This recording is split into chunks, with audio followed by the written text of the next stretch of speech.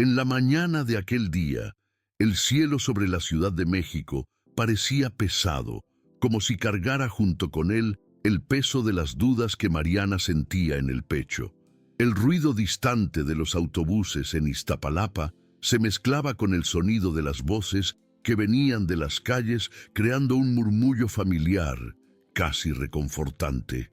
Se había despertado temprano, antes de que el sol saliera por completo, con el uniforme sencillo y la mente en torbellino. En la mesa de madera estaban apilados los papeles del proceso, llenos de anotaciones escritas a mano, con flechas y palabras subrayadas en varios idiomas. Era el día del juicio, y sabía que más que demostrar su inocencia, tendría que demostrar que alguien como ella podía ser escuchada. Aquella mañana no había lujo, solo valor y un miedo controlado que había aprendido a domesticar desde niña. Mientras se amarraba el cabello frente al espejo rajado, Mariana pensaba en todo lo que había escuchado en las últimas semanas, que sería imposible, que nadie le creería, que el sistema no perdonaba a quien nacía pobre. Recordó a su madre, Elena, que insistió en que aceptara al defensor público, y a su padre, Juan, que le dijo en voz baja que no bajara la cabeza, incluso cuando el mundo intentara empujarla al suelo. Pero en el fondo sabía que no podía delegar su propia voz. Esa mañana, el miedo y la convicción coexistían dentro de ella como dos hilos de electricidad a punto de cruzarse. Tomó la mochila gastada, respiró hondo y salió, dejando atrás el olor a café colado y esperanza contenida en el aire húmedo de Iztapalapa. El trayecto hasta el centro de la ciudad parecía más largo que nunca. Mariana entró al metro de Iztapalapa poco después de las 7, empujada por la multitud que se dirigía al trabajo. El olor a metal, sudor y prisa se mezclaba en el aire sofocante del vagón. Cada parada traía rostros nuevos, trabajadores con uniformes, madres con niños, estudiantes somnolientos, y ella se veía en todos ellos, parte de una masa invisible que sostenía una ciudad que rara vez miraba hacia atrás. Sentada en la esquina, con los papeles del proceso bien sujetos contra el pecho, Mariana repasaba mentalmente cada detalle del caso. Las imágenes de las cámaras, el informe de inventario, el testimonio de la empleada que juraba haberla visto meter el reloj en la bolsa. Todo parecía milimétricamente construido para destruirla. Aún así, se aferró a lo que tenía. Las fallas en las grabaciones, los horarios inconsistentes, las notas técnicas de un sistema de seguridad adulterado. Sabía que la verdad estaba allí, escondida entre líneas y números, y que solo necesitaba la suficiente calma para hacer que el tribunal la viera. Cuando el tren finalmente emergió del túnel y la luz del centro comenzó a entrar por las ventanas, sintió un nudo en la garganta. El Palacio de Justicia no era solo un edificio para ella, era el símbolo de un mundo que hasta ese día le había parecido inaccesible. El contraste entre el concreto gris y las fachadas espejadas de las tiendas de Santa Fe que había visto días atrás desde el autobús le volvió a la mente. Un recordatorio de cómo los ricos vivían protegidos por muros y apariencias, mientras los pobres tenían que justificar hasta su derecho a existir. Al bajar en la estación Pino Suárez, el viento frío de la mañana le golpeó el rostro y trajo de vuelta un pensamiento casi infantil. ¿Me escucharán? Caminó por las calles estrechas del centro, con los zapatos gastados y la mirada en firme. Cada paso resonaba con el recuerdo de los días en que estudiaba sola por las noches, traduciendo textos en ruso y árabe con su viejo celular, soñando con usar el conocimiento para cambiar de vida. Ahora era ese mismo conocimiento lo que la sostenía. Ya no había tiempo para el miedo, solo para la verdad y para la única oportunidad de ser dueña de su propia historia. El Palacio de Justicia parecía más imponente de lo que Mariana recordaba. El mármol de las columnas reflejaba el sol de la Mañana y los escalones, gastados por décadas de pasos apresurados, guardaban el peso de las historias que ya habían pasado por allí. Policías conversaban cerca de la entrada, periodistas se dispersaban con cámaras y micrófonos y abogados con trajes pasaban apresurados, equilibrando carpetas y teléfonos. Mariana respiró hondo antes de cruzar las puertas, sintiendo que el corazón se aceleraba, como si cada latido resonara en el salón principal. El aire dentro era frío, con olor a papel y café viejo.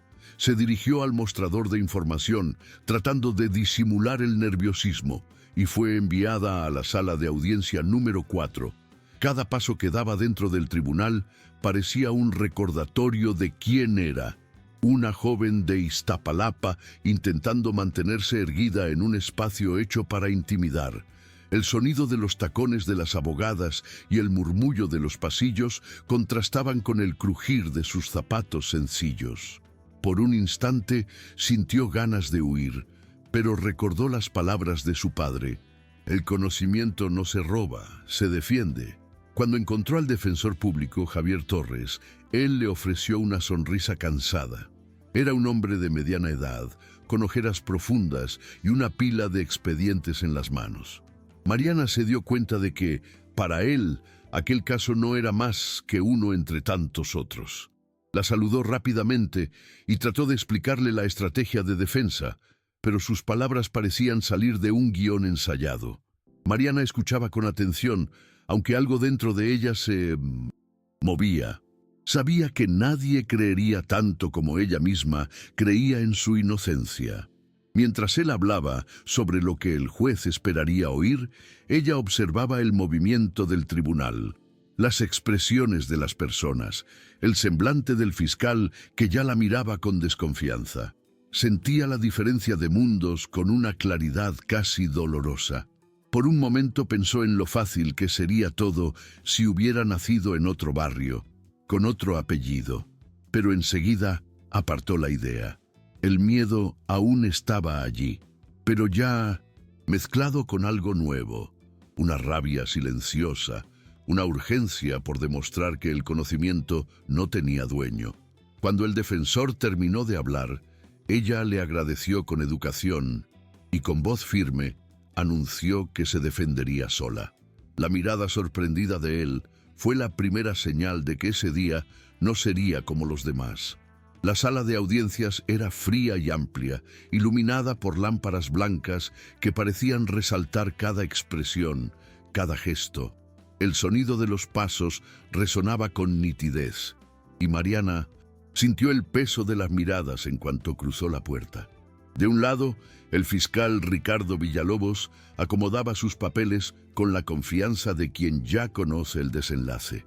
Del otro, Mario Gutiérrez, el hombre al que había creído solo un gerente ambicioso, fingía compasión, con el rostro cuidadosamente preparado para parecer inocente.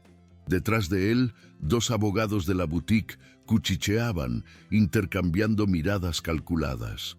Mariana respiró hondo, intentando no perderse en aquel escenario.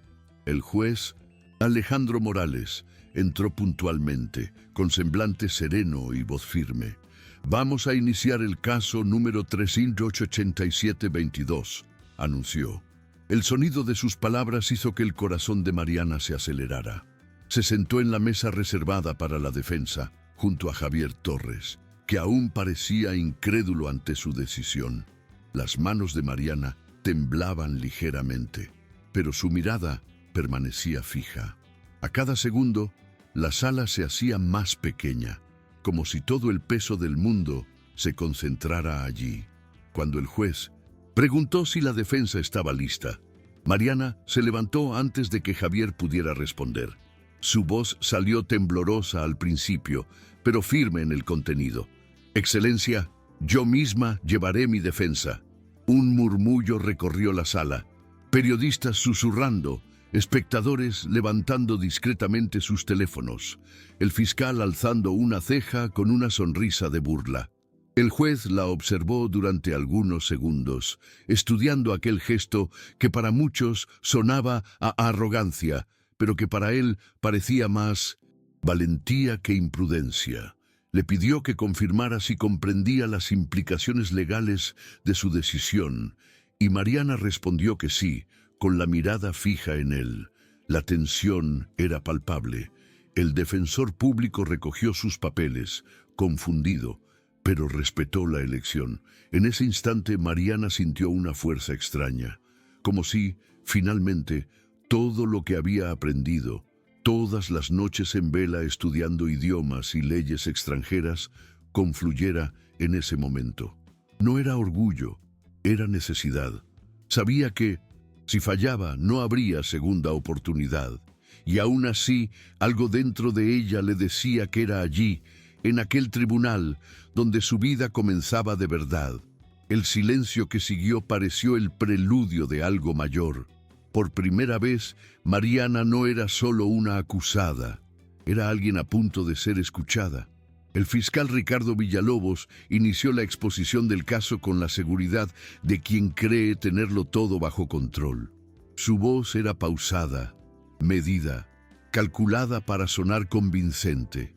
Hablaba de Mariana como si fuera un número dentro de una estadística, una de esas historias que refuerzan el prejuicio de que quien viene de los barrios pobres siempre tiene algo que ocultar.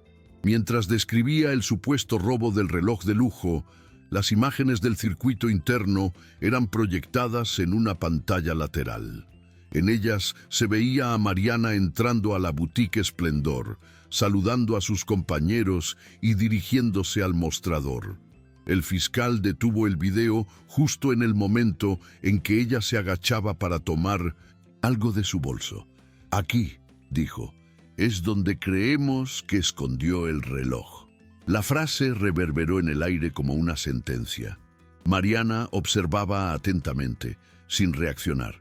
Por dentro sentía un nudo que le apretaba el estómago, pero su mirada era la de quien estudia una lengua extranjera, concentrada, analítica, sin permitir que las emociones interfirieran con la comprensión. Cada gesto del fiscal era un ejercicio de manipulación, y ella sabía que solo tendría una oportunidad para desmontarlo. Villalobos continuó, presentando informes de inventario y testimonios cuidadosamente alineados. Llamó al estrado a una de las vendedoras de la tienda, Claudia Fuentes, quien juró haberla visto cerca de la vitrina minutos antes de la desaparición del reloj. Mariana observaba el nerviosismo de la mujer, la mirada que evitaba cruzarse con la suya. «Ningún empleado tenía autorización para abrir esa vitrina», afirmó el fiscal, mirando directamente al juez, «excepto la acusada, que tenía acceso temporal por su periodo de entrenamiento». La palabra acusada cortó el aire como una hoja fina. Mariana sintió su peso, pero también percibió algo en el tono de la testigo. Un leve temblor en la voz, un desliz casi imperceptible al mencionar la hora del suceso. Anotó mentalmente cada detalle, la hora que dijo, el tono de las respuestas, la forma en que el fiscal guiaba su discurso. Era como ver una obra ensayada en la que todos sabían su papel, excepto ella. Pero, a diferencia de los demás, Mariana no tenía guión, tenía la verdad. Cuando el fiscal terminó, el silencio llenó la sala por un instante. Era su turno, y en ese breve momento, antes de levantarse, pensó en Iztapalapa, en las voces de quienes nunca tuvieron espacio para defenderse. Era por todos ellos que iba a hablar.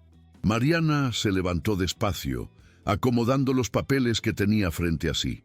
El micrófono parecía distante, y por un segundo tuvo la sensación de que su voz no saldría. Pero, cuando finalmente habló, el sonido llenó el tribunal de una forma inesperada, calma, nítida, casi serena. «Excelencia, con su permiso, quisiera comenzar aclarando algo sobre el video presentado». El juez asintió, y todos se volvieron hacia ella. Mariana pidió que se reprodujera la grabación nuevamente, pero esta vez a velocidad normal, sin cortes.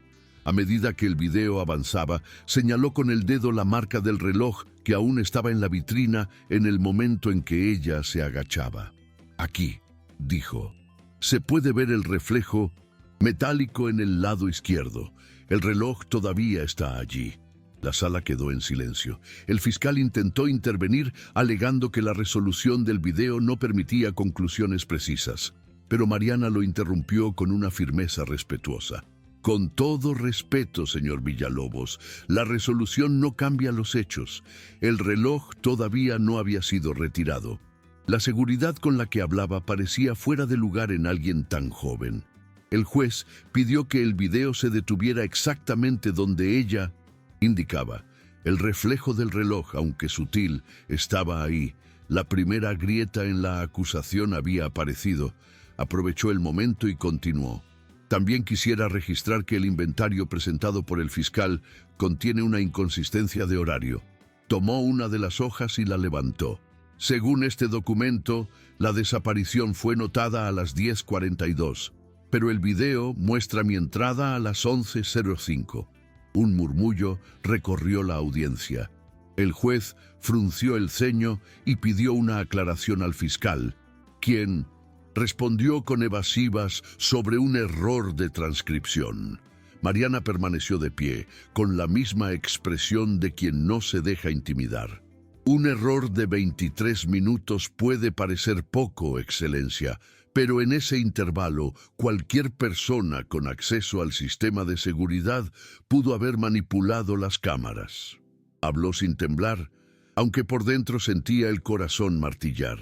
Era el tipo de razonamiento que solo quien había revisado cada detalle con obsesión podía sostener.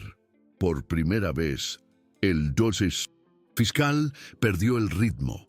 El juez anotó algo en el expediente y pidió que la acusación verificara las grabaciones originales. Mariana respiró hondo, sintiendo el peso de decenas de miradas sobre ella.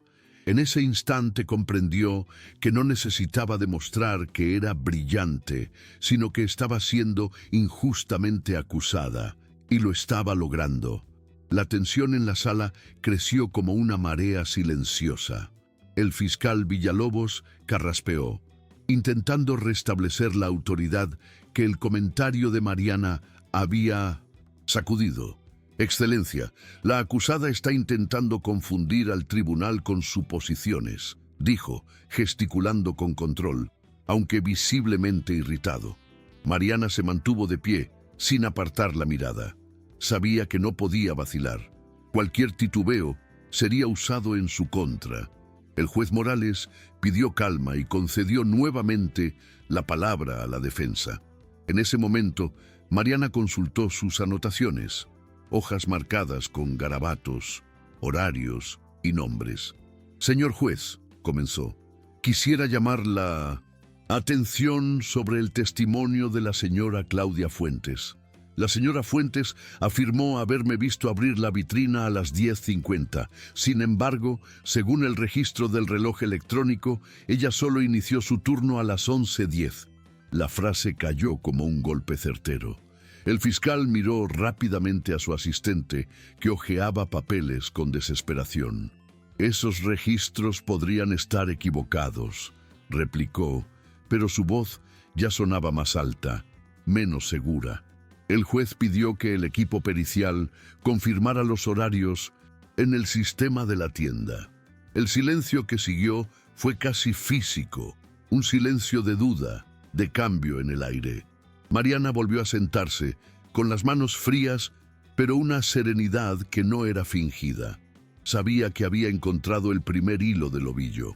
Mientras esperaban el resultado de la verificación, Mariana miró discretamente a Claudia, que estaba sentada a pocos metros. La mujer evitaba su mirada, mordiendo el labio inferior, nerviosa. Fue entonces cuando Mariana notó algo diferente. El bolso caro sobre su regazo, un modelo reciente, demasiado costoso para el salario de una vendedora. Guardó el detalle en la mente, sin comentarlo aún. El juez anunció que la pericia había confirmado. El registro de entrada de Claudia marcaba las 11:11. Un murmullo recorrió el tribunal. El fiscal intentó minimizarlo, pero el daño ya estaba hecho. Mariana se levantó nuevamente pidiendo la palabra. Excelencia, No estoy diciendo que la señora Fuentes haya mentido, pero creo que alguien la convenció de creer en una versión conveniente. El tono era controlado, respetuoso, pero cargado de significado. Mario Gutiérrez, sentado detrás del fiscal, desvió la mirada por primera vez. Mariana lo notó. Aún no tenía pruebas, pero sintió el instinto que siempre la había guiado. Había miedo en ese gesto, y donde hay miedo, hay verdad escondida. El tribunal comenzaba a cambiar de lado, no por compasión, sino porque por primera vez dudaban de la historia contada por los poderosos. Cuando el murmullo se disipó, el juez Morales volvió a pedir orden. Mariana aprovechó ese momento de silencio para respirar hondo y recomponerse. Sabía que aquello era solo el comienzo. El fiscal aún tenía decenas de documentos y ella solo contaba con su mente y unas hojas llenas de lápiz. Pero allí, frente a todos, comprendió algo esencial. El conocimiento es una forma de fuerza que no necesita armas. Excelencia, dijo con calma, hay otro detalle que debe analizarse.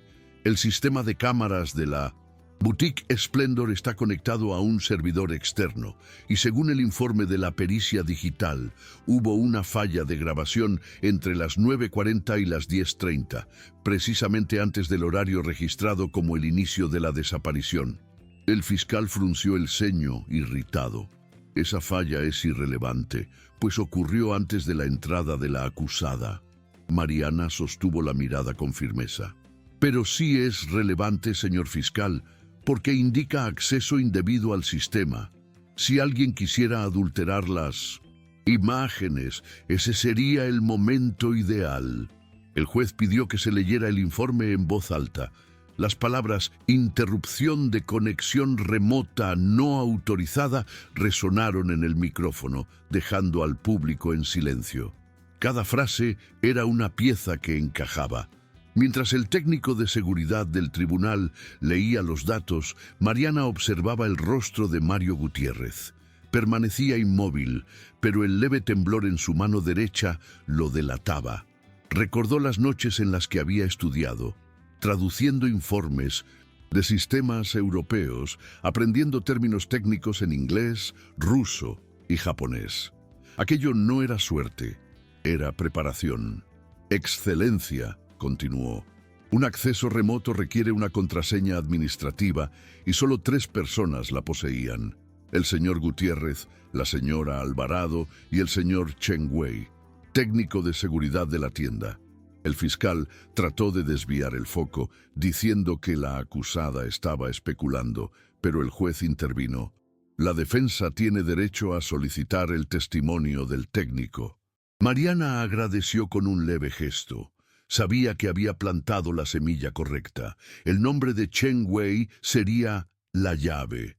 Mientras el juez programaba el testimonio para la tarde, Mariana se recostó en la silla. El corazón todavía le latía rápido, pero el miedo había cambiado de lugar. Ahora era el fiscal quien miraba a su alrededor con inquietud. Mariana podía ver el inicio de la vuelta. Y, en ese instante, comprendió que el valor no nace de la ausencia del miedo, sino de seguir hablando incluso cuando la voz tiembla. El juez decretó un receso de 20 minutos. En cuanto el mazo golpeó, el sonido de la sala explotó en murmullos, cámaras parpadeando, reporteros intercambiando impresiones. Mariana salió despacio, tratando de esquivar las miradas curiosas. En el pasillo, el aire parecía más liviano, pero su cuerpo temblaba de agotamiento. Se apoyó en la pared fría y cerró los ojos un instante. El ruido de los pasos y de las voces se mezclaba con el zumbido constante de sus pensamientos. Recordó cómo había comenzado todo: la entrevista en la boutique, la sonrisa falsa de Mario, las promesas de oportunidad. Todo aquello parecía tan lejano ahora, como si perteneciera a otra vida. Sacó de la mochila una botella de agua y bebió a pequeños sorbos, sintiendo la garganta seca. A cada respiración intentaba recordar por qué estaba allí, no solo por sí misma, sino por todas las personas que habían sido desacreditadas por el lugar donde nacieron.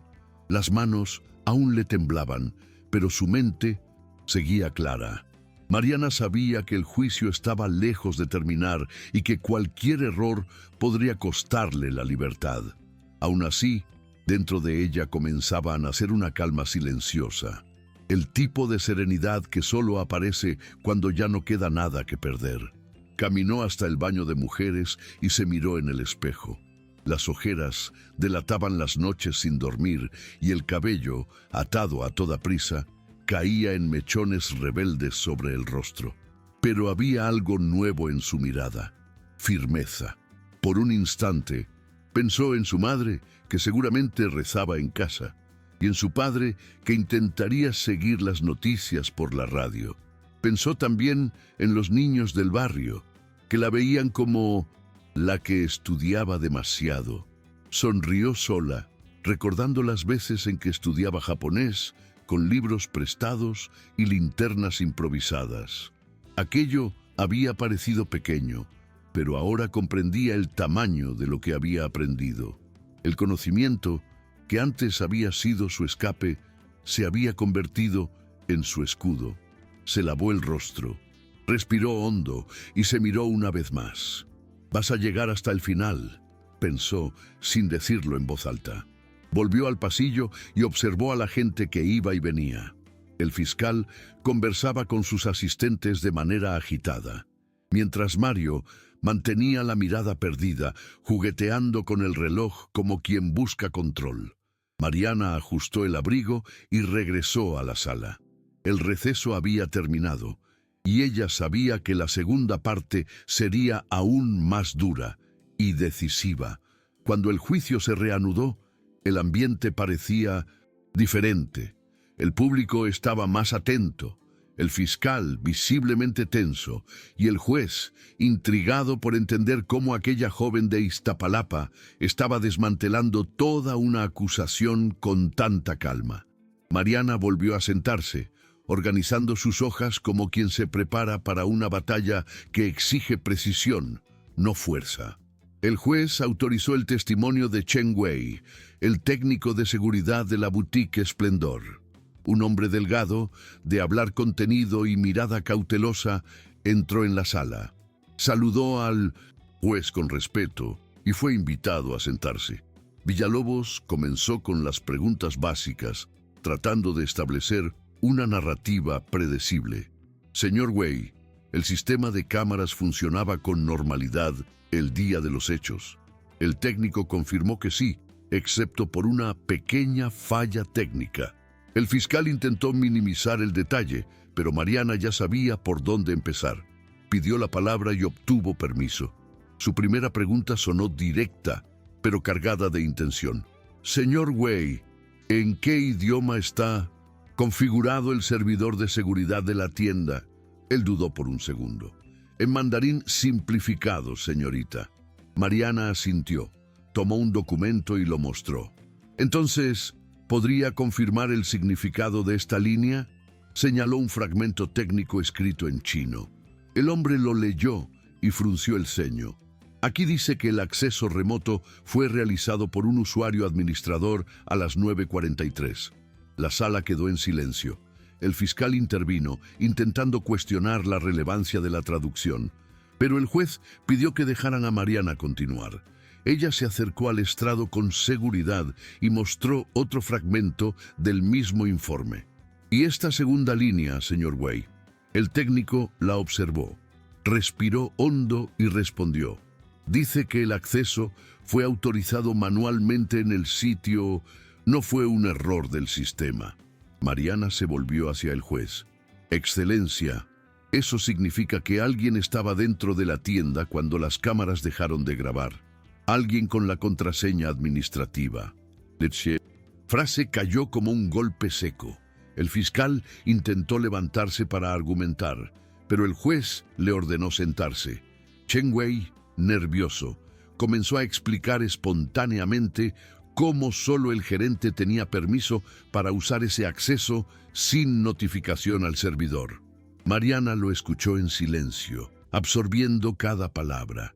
Era la confirmación que esperaba. Cuando el testimonio terminó, el juez agradeció al técnico y guardó silencio durante unos segundos antes de continuar. La mirada que dirigió a Mariana ya no era la de quien ve a una acusada, sino la de quien empieza a reconocer una mente aguda, capaz de entender el sistema mejor que los propios expertos. Y, en ese instante, todo el tribunal lo comprendió. La muchacha pobre de Iztapalapa estaba cambiando el juego. El testimonio de Chen Wei resonó en la sala como un trueno contenido. Algunos reporteros comenzaron a escribir frenéticamente en sus portátiles, mientras otros susurraban entre sí, intentando entender lo que acababa de suceder. El fiscal Villalobos se ajustó el saco y carraspeó, pero la tensión era evidente.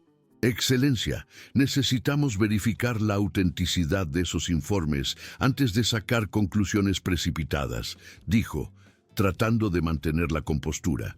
El juez Morales asintió, aunque su expresión denotaba escepticismo. Mariana entonces pidió la palabra una vez más. Excelencia, ¿puedo complementar mi defensa con un documento adicional? Sacó de su mochila un sobre sencillo, doblado con cuidado. Lo entregó al oficial que lo llevó hasta el juez. Son traducciones hechas por mí de correspondencias electrónicas entre el señor Gutiérrez y un contacto identificado como Vladimir Petrov, residente en Moscú. La sala reaccionó con asombro. El fiscal intentó interrumpir, alegando que aquello no constaba en los autos, pero el juez permitió la lectura considerando la relevancia de la información. Mariana explicó que había encontrado los correos públicos de Petrov durante una investigación lingüística y reconoció, por el contenido y el tono, que trataban sobre negociaciones de productos de lujo fuera del inventario oficial de la boutique. Mientras el juez leía parte de las traducciones, el rostro de Mario Gutiérrez empezó a transformarse. El sudor le corría por las sienes y sus manos, antes firmes, ahora se escondían bajo la mesa. Mariana mantenía la mirada fija en él, sin necesidad de hostilidad. Bastaba la verdad, desnuda y simple. Los correos, Excelencia, prosiguió, contienen detalles sobre envíos con pinchos, valores y productos idénticos a los descritos en los informes de pérdidas de la boutique. También hay registros de transferencias en cuentas internacionales que mencionan el nombre de un intermediario mexicano.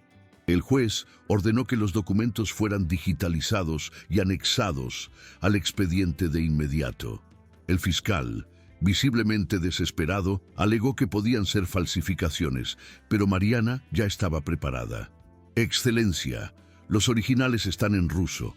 También los traje. Entregó otro conjunto de hojas. El juez llamó a un traductor jurado para confirmar la fidelidad de las traducciones y, tras unos minutos de lectura silenciosa, el hombre simplemente asintió. Coinciden perfectamente. En ese instante, el tribunal estalló en murmullos. El juez golpeó el mazo, exigiendo silencio, pero el aire ya había cambiado. Villalobos intentaba disimular la incomodidad, mientras Mario, ahora pálido, miraba fijamente la mesa sin saber dónde posar los ojos. Mariana, por su parte, permanecía inmóvil, casi serena. No había triunfo en su rostro, solo la calma de quien empieza a ver la justicia emerger, aunque lentamente, de las cenizas de la mentira. El fiscal Villalobos ya no soportaba el silencio que lo envolvía.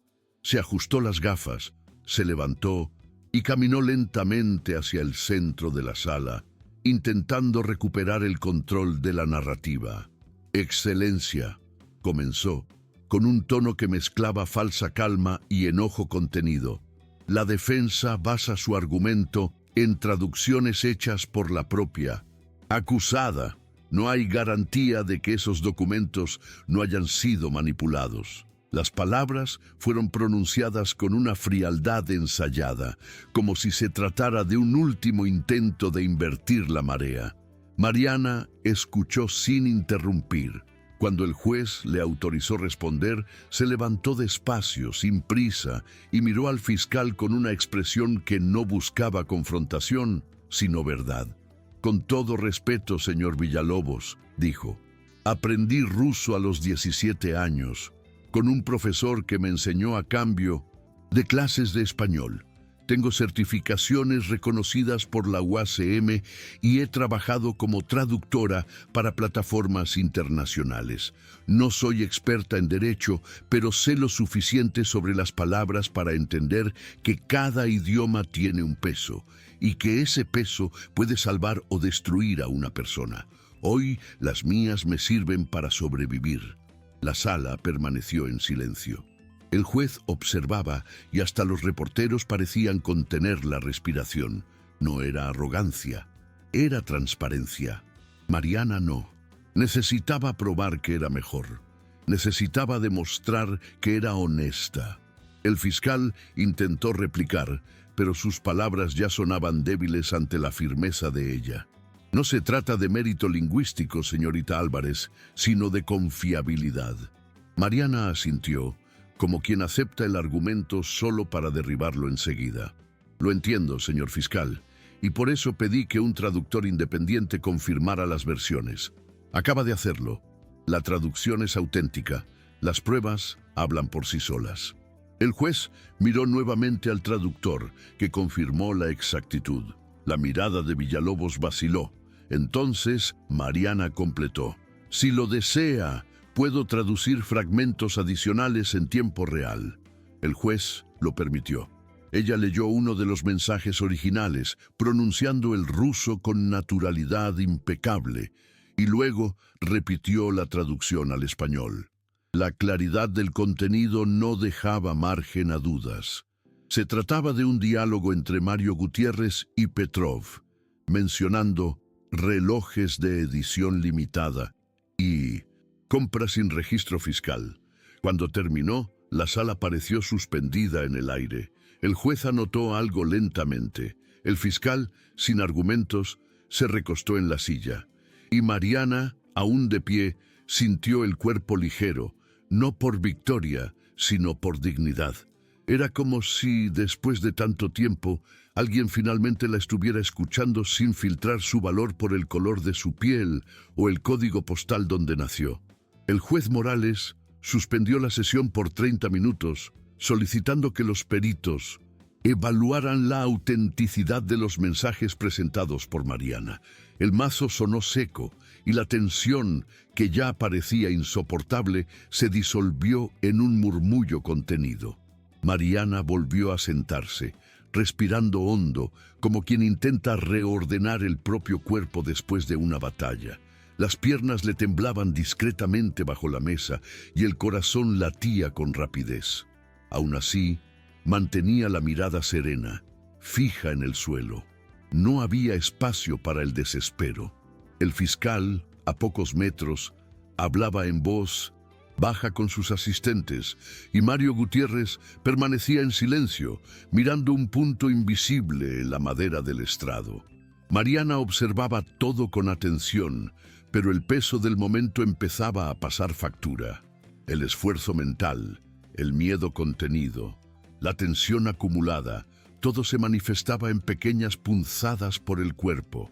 Recordó las madrugadas en las que estudiaba en su cuarto diminuto, el sonido de los disparos lejanos resonando en los callejones de Iztapalapa, mientras repetía palabras en alemán, como si intentara escapar de un mundo que no creía en ella. Esos recuerdos regresaron como una película sin sonido, y por un instante cerró los ojos, permitiéndose sentir el cansancio. No el de la lucha, sino el de toda una vida siendo puesta a prueba. El tiempo parecía arrastrarse. Cuando la puerta de los peritos se cerró, Mariana sintió cuán exhausta estaba. Apoyó las manos en la mesa, tratando de estabilizar la respiración. Afuera se oía el sonido distante de bocinas y pasos apresurados. La vida seguía, indiferente a lo que ocurría allí dentro. Aquello le pareció curioso. El mundo continuaba girando, incluso mientras ella intentaba probar algo tan esencial, su inocencia. Pensó en cuántas otras Marianas no habían tenido la oportunidad de hablar, cuántas voces se habían perdido antes de ser escuchadas. Estas preguntas la atravesaron, pero no dejó que se transformaran en rabia. Sabía que el resentimiento podía quebrar el razonamiento, y el razonamiento era todo lo que tenía. Tomó una pluma y comenzó a revisar sus notas, subrayando nombres, conectando horarios, comprobando detalles. Cada línea era una forma de mantener la mente firme. Cuando el juez regresara, debía estar lista, no solo para defenderse, sino para cerrar lo que había comenzado. La esperanza aún estaba allí, discreta, como una llama pequeña en medio del viento, y Mariana sabía que, mientras esa llama existiera, no sería vencida. Cuando los peritos regresaron a la sala, el murmullo cesó casi de inmediato. El juez Morales pidió silencio, y todos los ojos se dirigieron a los dos especialistas que portaban una carpeta azul con los informes técnicos. Uno de ellos, un hombre de voz tranquila y postura metódica, tomó la palabra. Excelencia, analizamos los mensajes presentados por la defensa y confirmamos que los metadatos corresponden a comunicaciones auténticas. Las fechas, direcciones IP y archivos adjuntos coinciden con registros reales de envío. El fiscal intentó intervenir, pero el juez levantó la mano, exigiendo que esperara. Además, continuó el perito, identificamos movimientos financieros relacionados con las cuentas mencionadas en los correos, compatibles con transacciones de alto valor. El impacto fue inmediato. Un silencio denso llenó el ambiente, seguido por un murmullo creciente. Mariana mantuvo la mirada baja, sin celebrar, como si temiera que cualquier gesto de alivio pudiera ser malinterpretado. Pero por dentro, algo finalmente se aquietaba. Era como si, por primera vez, el peso de llevar su propia defensa empezara a aliviarse, aunque apenas un poco. El juez agradeció el informe y tomó nota en sus papeles. Villalobos, pálido, se ajustó la corbata con gestos mecánicos. Y Mario Gutiérrez, que hasta entonces parecía petrificado, pasó una mano por el rostro, intentando esconder la desesperación que comenzaba a asomar. El juez solicitó entonces que el gerente se pusiera de pie. Señor Gutiérrez, este tribunal considera necesario escuchar su explicación sobre estos mensajes. Mario se levantó con dificultad, los hombros tensos, las manos temblorosas. La voz le salió ronca. Esos mensajes fueron mal interpretados. Eran negociaciones de exportación legítimas. El juez lo interrumpió antes de que continuara. ¿Negociaciones que involucran productos listados como robados, señor Gutiérrez? El gerente guardó silencio, tragando saliva. Mariana lo observaba sin moverse, sin un rastro de ironía en el rostro. No había placer en ver al hombre que casi destruye su vida siendo desenmascarado, solo una sensación agria, mezcla de alivio y agotamiento. El fiscal intentaba reordenar sus papeles como si buscara una salida, pero ya no quedaba mucho por decir. Los periodistas cuchicheaban, tomando notas frenéticamente. A cada minuto la tensión se volvía más evidente. El juez anunció que la audiencia continuaría con el testimonio de Mario y que, tras ello, la sesión entraría en deliberación final. Mariana respiró hondo, manteniendo la postura. Un momento de la verdad había llegado y sabía que, de allí en adelante, cada palabra sería definitiva. No solo para el juicio, sino para la historia que llevaría consigo el resto de su vida. Mario Gutiérrez permanecía de pie ante el tribunal, el rostro pálido y los ojos esquivos. Intentaba formar frases coherentes, pero las palabras chocaban antes de salir. Excelencia, esos correos son antiguos. Se refieren a negociaciones que nunca llegaron a concretarse. Hubo un malentendido, quizás un error. De traducción. Su voz sonaba trémula, artificial, como si cada sílaba fuera elegida con prisa. El juez Morales lo observaba con paciencia contenida. Confirma entonces que esas comunicaciones existieron. Mario vaciló, miró rápidamente al fiscal, luego al suelo. Sí, pero no tienen relación con el caso actual. El murmullo volvió a recorrer la sala. Mariana, sentada en la mesa de la defensa, lo escuchaba con atención, pero no como quien oye a un enemigo, sino como quien analiza un texto confuso, buscando el error que revela la mentira. Cada pausa suya, cada contradicción, era una pista. El juez le pidió que continuara, y Mario empezó a justificarse con argumentos que se contradecían. Primero dijo que nunca había tratado directamente con Petrov, luego que lo hacía solo por órdenes de la dueña de la boutique. El tono de voz cambiaba, el sudor le corría por la frente, y el tic nervioso de ajustar el reloj en su muñeca se volvió más frecuente. Mariana notó algo. Aquel reloj era del mismo modelo que el objeto robado. Cuando el juez abrió espacio para las preguntas de la defensa, Mariana se levantó lentamente. El sonido del micrófono ajustándose pareció más fuerte que de costumbre. «Señor Gutiérrez», comenzó con voz firme, «usted mencionó que las negociaciones nunca se concretaron. ¿Podría explicarnos por qué entonces existen transferencias bancarias a nombre de una empresa registrada en Moscú 3 días después del supuesto robo?» Mario parpadeó varias veces, confuso. «Yo no lo sé. Tal vez sea una coincidencia». Mariana mantuvo la mirada fija. «La coincidencia es una palabra peligrosa cuando el dinero cambia de país, señor Gutiérrez». El público reaccionó con murmullos ahogados. El juez pidió silencio. Mariana se dirigió a la mesa de pruebas y levantó una fotografía impresa. Esta imagen fue obtenida del sistema de la boutique. Aquí se le ve saliendo por la puerta trasera a las 10:25, media hora antes del registro del robo. El reloj en su muñeca, idéntico al modelo desaparecido, es claramente visible. El silencio fue absoluto. Mario bajó la cabeza, incapaz de responder. El fiscal intentó intervenir, pero el juez lo hizo callar con un gesto. La verdad estaba allí, desnuda, expuesta. Mariana volvió a sentarse con las manos frías y el corazón acelerado. No celebró, solo respiró. Sabía que ese era el inicio del fin. Mario Gutiérrez intentó sostener la mirada durante unos segundos, pero era imposible.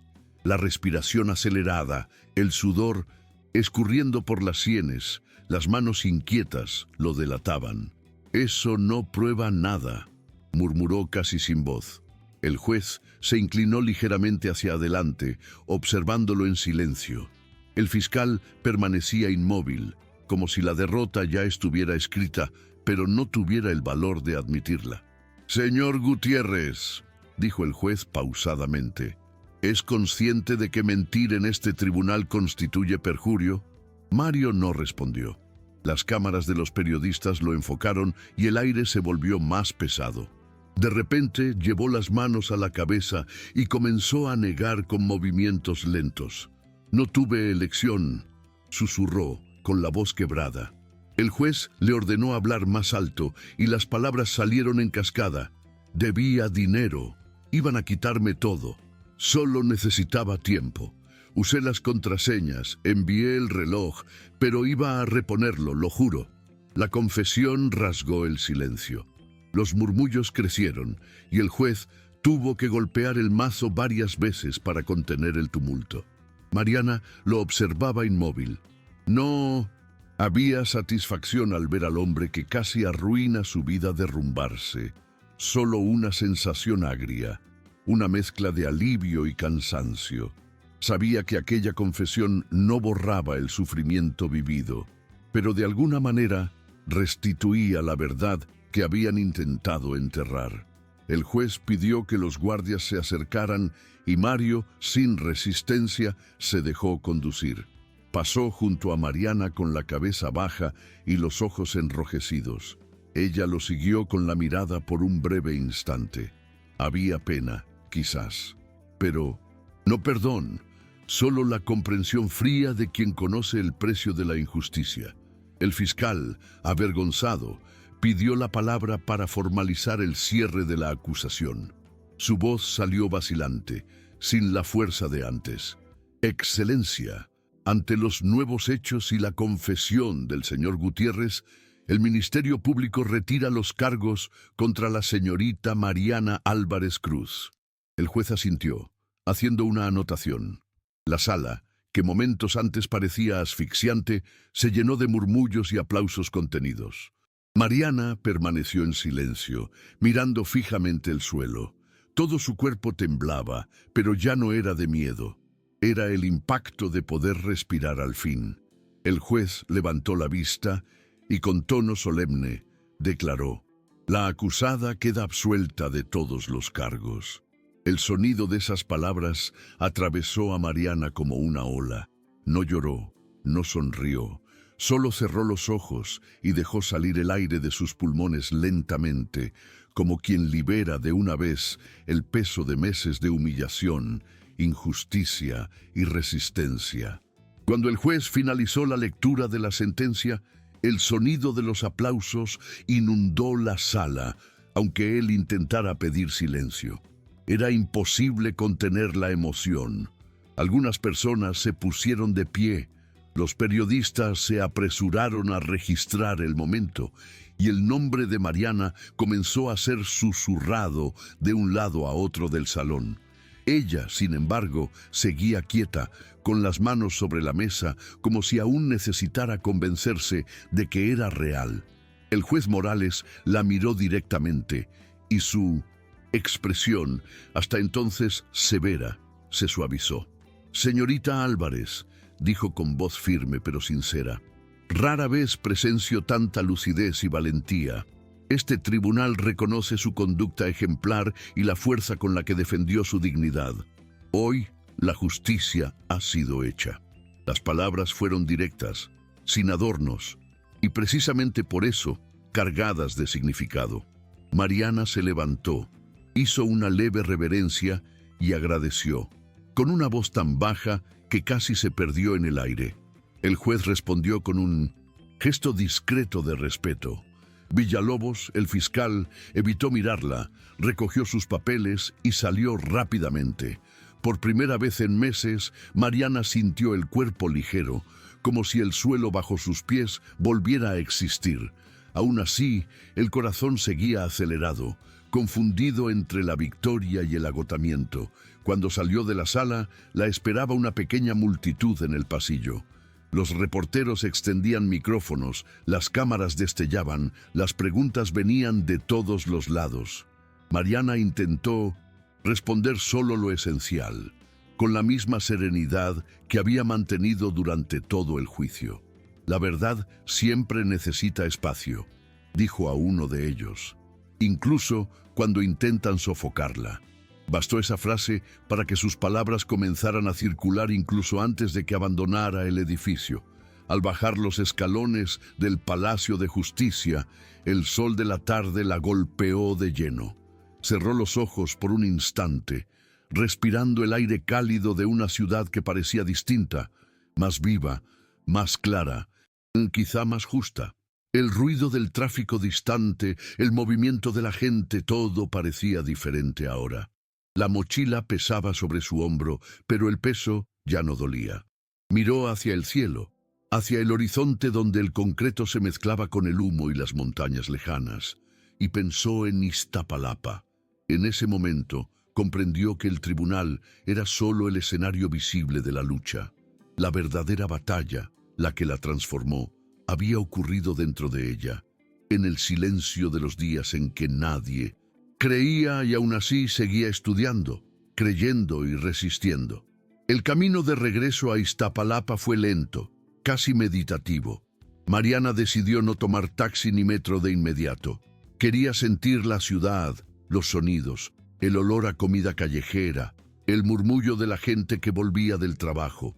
Caminó por las aceras con la misma ropa sencilla que había usado en el tribunal, aún con la carpeta de documentos apretada contra el pecho.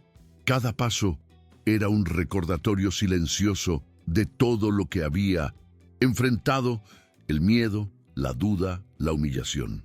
Pasó frente a una vitrina y por reflejo vio su propio rostro en el vidrio, cansado, con ojeras profundas, pero la mirada era otra. Por primera vez había en ella algo que nunca antes había visto: paz. En la parada del autobús, dos mujeres comentaban en voz alta sobre la chica del juicio, sin darse cuenta de que ella estaba allí. Mariana sonrió discretamente, no por vanidad, sino por entender que aquella historia, que antes era una herida, ahora empezaba a ser ejemplo. Subió al autobús lleno y se acomodó cerca de la ventana. Mientras el vehículo avanzaba por las avenidas, observó cómo la ciudad se transformaba en un laberinto de luces y sombras. Todo parecía igual, pero ella ya no era la misma. Cuando llegó al barrio, el cielo ya oscurecía y el olor a comida casera salía de las casas cercanas. Los niños jugaban en las calles estrechas, los vecinos conversaban en las aceras y de lejos sonaba una vieja radio. Al doblar la esquina de la calle donde creció, vio a su madre de pie en la puerta, sosteniendo un pañuelo y mirando fijamente en su dirección. Elena no dijo nada, solo corrió hacia ella y la abrazó con fuerza. Fue un abrazo largo, silencioso, que contenía meses de angustia y espera. Mariana apoyó el rostro en el hombro de su madre y sintió el olor familiar a jabón y café. Su padre apareció poco después, con los ojos húmedos y una sonrisa contenida de quien nunca dudó, pero sufrió en silencio. «Te lo dije, hija», murmuró con la voz temblorosa. «La verdad siempre encuentra su camino».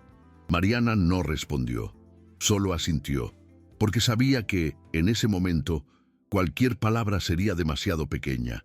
Entraron en casa despacio, como quien pisa un terreno sagrado.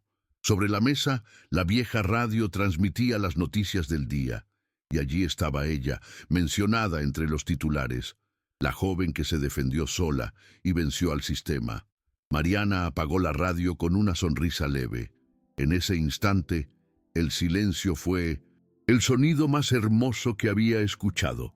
A la mañana siguiente, el sol entró por la ventana del pequeño cuarto antes de que sonara el despertador.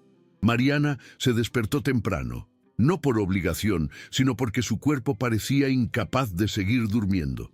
La luz suave iluminaba los libros apilados en la esquina, los cuadernos llenos de notas, el viejo portátil sobre la mesa, el mismo con el que había traducido los documentos que salvaron su vida.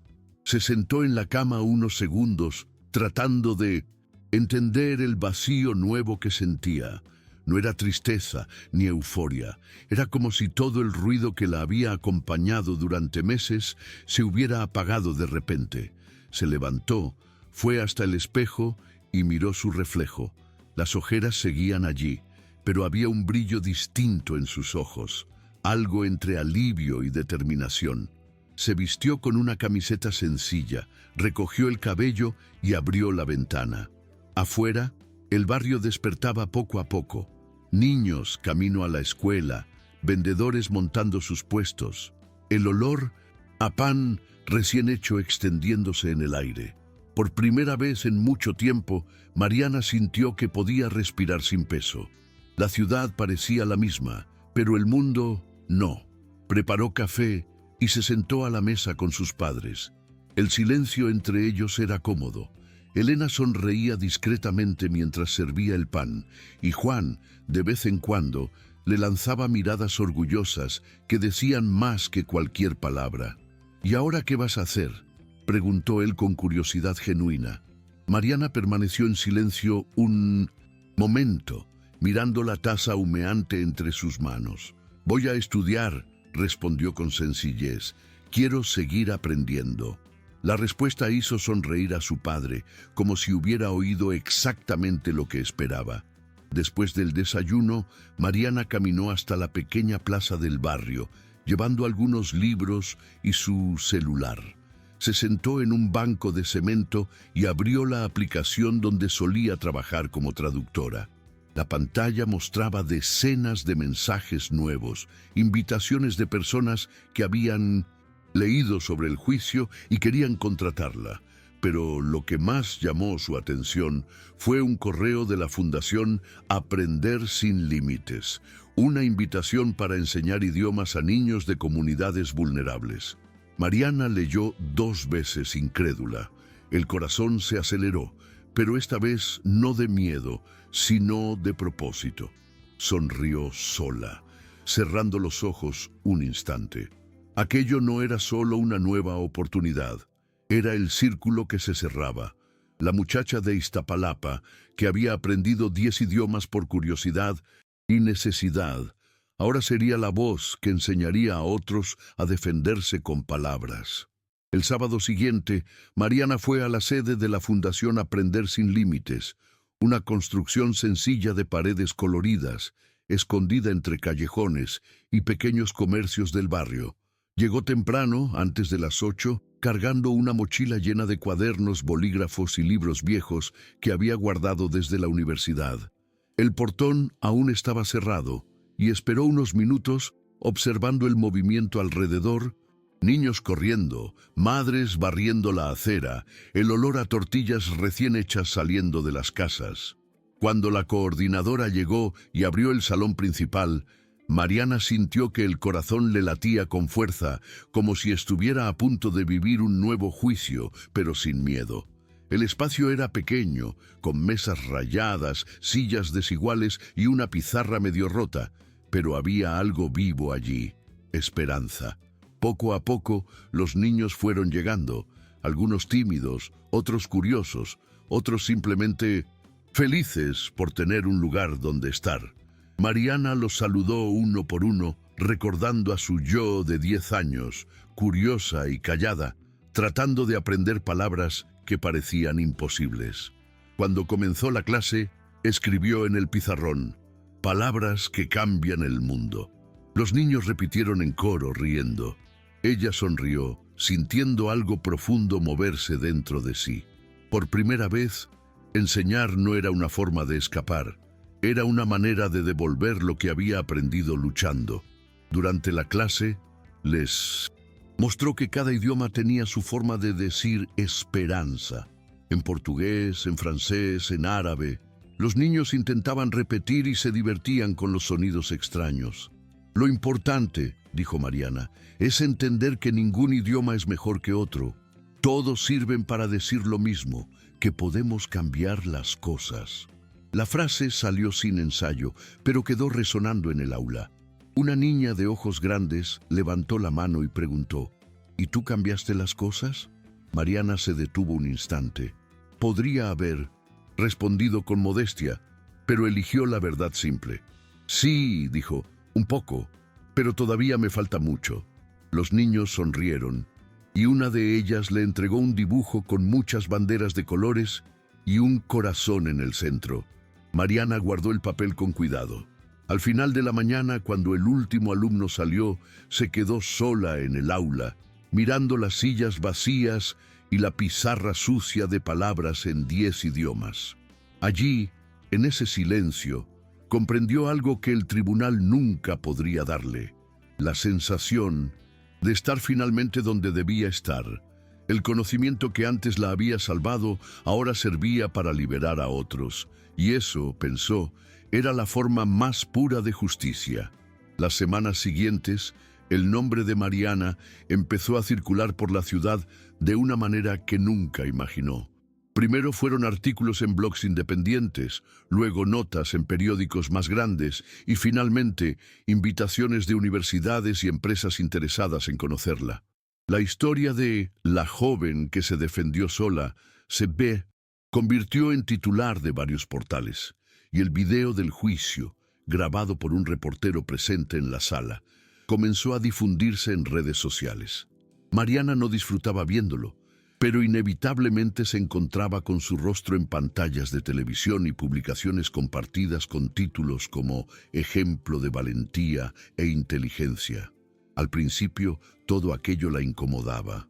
Temía convertirse en un símbolo cuando solo quería volver a la normalidad.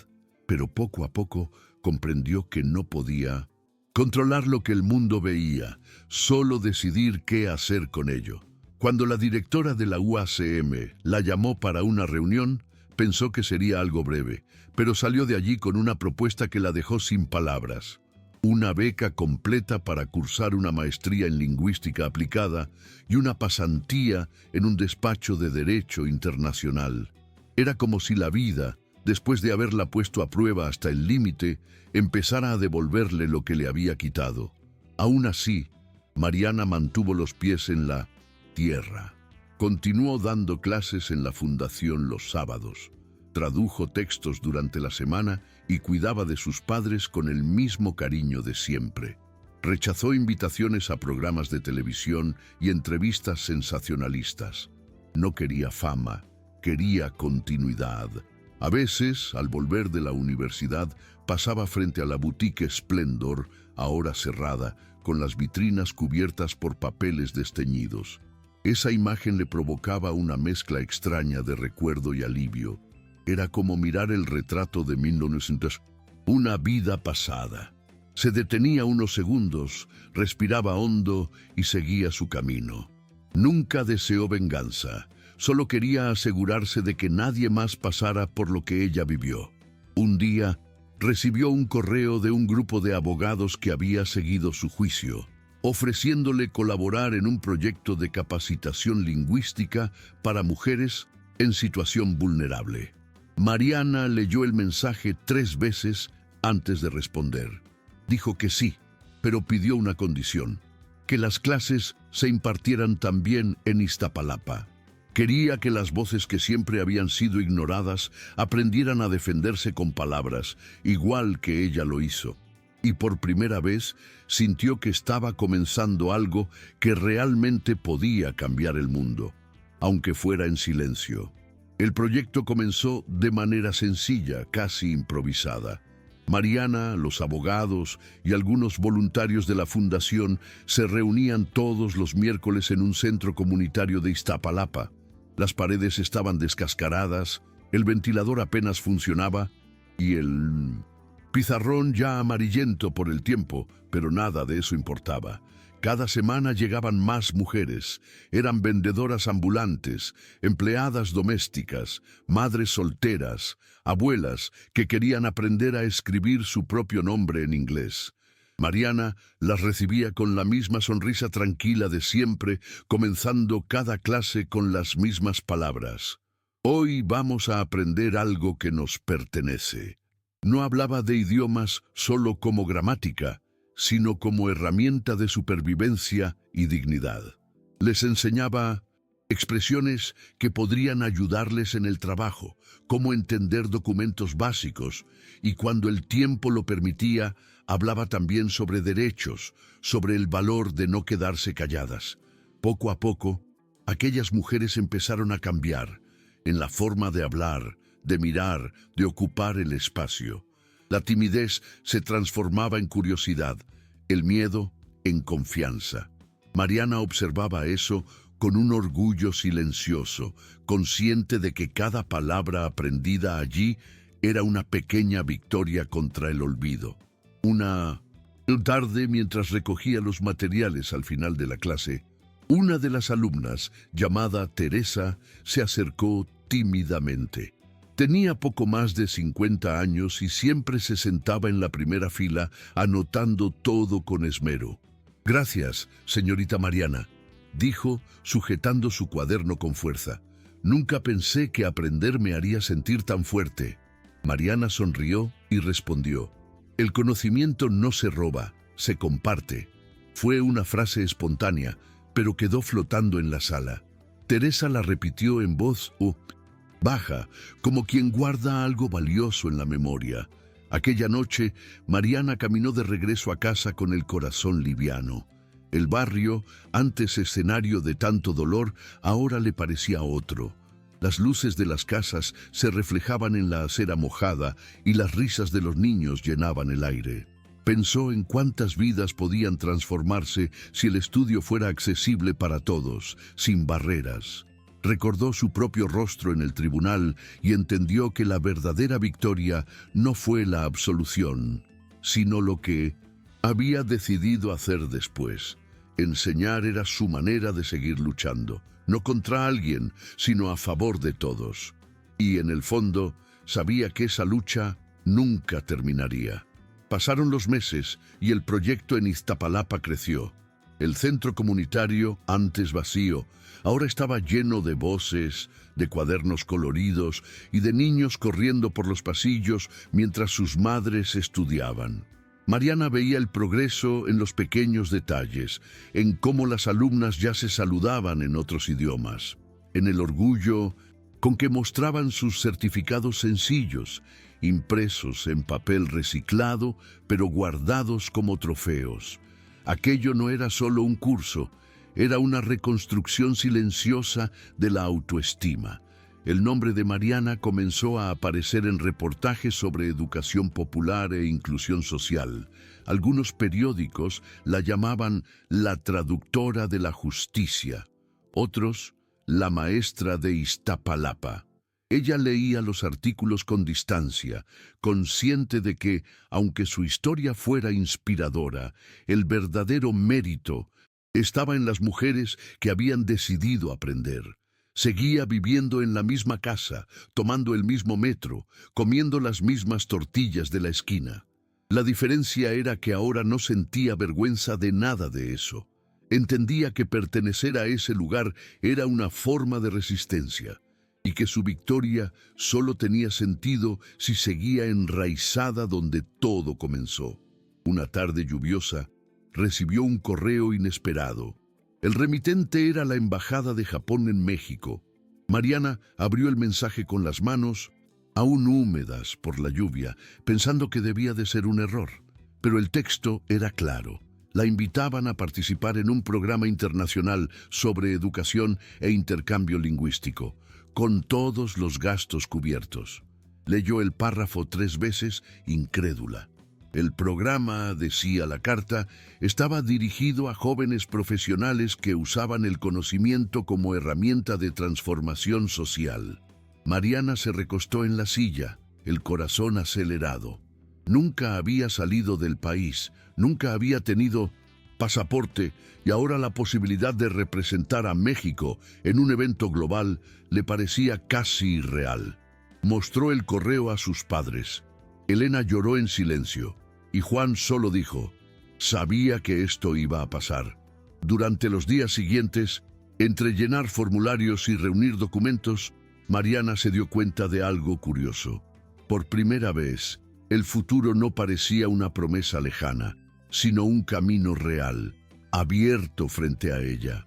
Iztapalapa, con sus callejones y ruidos, seguiría siendo su hogar, pero el mundo finalmente empezaba a caber dentro de su alcance, y eso, más que reconocimiento, era libertad. El viaje a Japón fue su primera gran travesía, no solo geográfica, sino emocional. El avión despegó en una madrugada fría, y Mariana pasó horas mirando por la ventana, viendo cómo el cielo oscuro se transformaba en un campo de nubes iluminadas por el amanecer. Nunca había volado tan alto, y la inmensidad allá afuera le recordó cómo había empezado todo. El anuncio falso, la acusación, el miedo, la soledad en el tribunal. Ahora cruzaba océanos para hablar justamente del poder de las palabras, las mismas que un día habían usado en su contra. Al aterrizar en Tokio, fue recibida por representantes del programa, todos amables y curiosos por su historia. El choque cultural fue inmediato. Calles silenciosas, metros impecables, personas que se inclinaban con respeto. Mariana se sintió pequeña ante el orden y la belleza del lugar, pero al mismo tiempo una parte de ella permanecía firme, como si llevara a Iztapalapa en los pasos. Durante los primeros días participó en charlas y encuentros con jóvenes de distintos países. Habló sobre educación, desigualdad, justicia y el papel del lenguaje en la creación de oportunidades. Su discurso, simple y sincero, despertó aplausos de personas que quizá nunca habían imaginado lo que significaba nacer en un lugar como el suyo, y aún así vencer sin odio. En una de las actividades del programa, la invitaron a visitar una escuela pública. Al entrar, en el aula los niños japoneses la recibieron con dibujos y carteles en español. Bienvenida, Mariana. Ella sonrió, emocionada. La coordinadora le pidió que contara su historia, y Mariana dudó un instante, sin saber por dónde empezar. Pero al ver los rostros atentos, recordó a los niños de la fundación, a las madres de Iztapalapa, a todas las caras que la habían sostenido en silencio. Contó su historia sin dramatismo, simplemente como algo vivido. La injusticia, el miedo, el estudio, el juicio, la superación. Cuando terminó, una niña de unos 8 años levantó la mano y le preguntó en inglés, "Are you happy now?" Mariana sonrió y respondió en el mismo idioma, "Yes, but not because I won, because I learned." La traductora repitió la frase en japonés y los niños aplaudieron. En ese momento, Mariana comprendió que las fronteras entre idiomas, países y personas solo existían hasta el punto en que alguien estaba dispuesto a escuchar. Y ella, que un día tuvo que gritar para ser oída, ahora hablaba con serenidad y el mundo entero parecía escuchar. Cuando el avión aterrizó de nuevo en la Ciudad de México, el aire cálido y denso la envolvió como un abrazo antiguo. Mariana salió del aeropuerto con una sensación difícil de describir. Parte cansancio, parte gratitud, parte nostalgia. Japón le había dejado una huella profunda. La disciplina, la delicadeza, la idea de que la educación podía transformar no solo vidas individuales, sino culturas enteras. Pero al cruzar las calles, caóticas de la capital, reconoció lo que siempre había sabido. Su historia no cabía en otro lugar. Tomó el metro hacia Iztapalapa y mientras el tren avanzaba, observó los rostros cansados, los vendedores ambulantes, las conversaciones en voz alta, todo aquello que siempre la había rodeado. Esta vez, sin embargo, los miró distinto. Ya no veía un escenario de carencias, sino de resistencia. Cada persona allí, a su manera, libraba su propio juicio diario, el de sobrevivir, el de seguir soñando. E incluso cuando nadie apostaba por ello, cuando llegó al barrio, fue recibida como si nunca se hubiera ido. Los niños corrieron hacia ella preguntándole por el otro lado del mundo, y Elena la abrazó como quien confirma que el amor es el único idioma universal que existe. En los días siguientes, Mariana volvió a su rutina. Reanudó las clases en la fundación, visitó el centro comunitario y se reencontró con sus antiguas alumnas. Había algo distinto en su forma de enseñar. Más calma, más paciencia, más certeza de propósito. Las mujeres la escuchaban con respeto, pero también con cariño, como si ella representara la prueba viviente de que estudiar no era un lujo, sino una forma de supervivencia. El proyecto crecía, y pronto se formó un pequeño equipo de voluntarios a su alrededor. Uno de ellos, un joven abogado llamado Luis, propuso registrar oficialmente la iniciativa como organización sin fines de lucro. Mariana sonrió y aceptó. En el documento de registro escribieron el nombre que ella había elegido. Voces Libres. No era solo un nombre bonito, era un recordatorio de lo que había aprendido en el tribunal. Las palabras podían encarcelar, pero también podían liberar.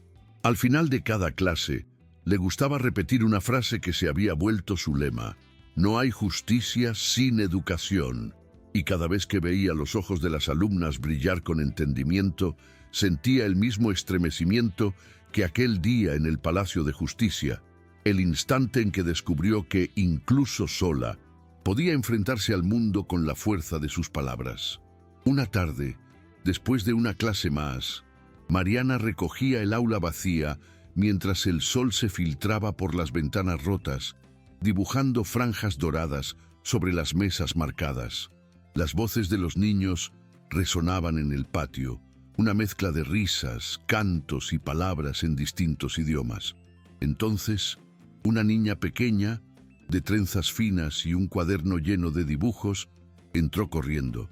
Tendría unos 8 años y los ojos grandes de quien todavía cree que el mundo es un lugar inmenso y posible. «Maestra Mariana», preguntó jadeando, ¿Es verdad que hablas 10 idiomas? Mariana sonrió, se arrodilló para quedar a su altura y respondió con sencillez. Sí, es verdad. La niña abrió los ojos asombrada. Entonces eres muy inteligente. Mariana dudó un segundo. Luego le acarició el cabello y dijo, no, pequeña, solo nunca dejé de estudiar. La respuesta salió ligera, pero cargada de todo lo que había vivido.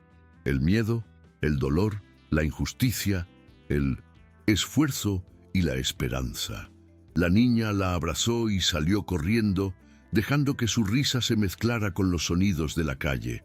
Mariana se quedó allí unos segundos, mirando el pizarrón sucio y el sol cayendo despacio, sintiendo una paz que no necesitaba explicación. Cuando apagó las luces y cerró la puerta, el barrio ya estaba cubierto por el brillo amarillento de los postes. Caminó despacio por la acera, saludando a los vecinos, sintiendo el viento tibio de la noche en el rostro. Iztapalapa seguía siendo ruidosa, viva, imperfecta, pero para ella era el lugar donde todo cobraba sentido. Pensó en cómo el conocimiento la había salvado, no solo en el tribunal, sino en cada instante en que dudaron de ella. Recordó al juez, a Chen Wei, a Claudia Fuentes, incluso a Mario Gutiérrez. Todos, de alguna forma, habían sido parte del camino que la llevó hasta allí. Cuando llegó a casa, se sentó en la terraza con una taza de café y abrió un viejo libro de lingüística gastado en los bordes. Leyó durante unos minutos hasta que el sonido de los niños jugando afuera la distrajo. Sonrió, cerró el libro y miró el cielo oscuro, donde algunas estrellas insistían en brillar pese a la contaminación. Allí, en ese instante simple, comprendió que la verdadera superación no consistía en demostrar nada a nadie, sino en seguir creyendo en aquello que un día la salvó, el poder silencioso de las palabras y el valor de nunca dejar de aprender.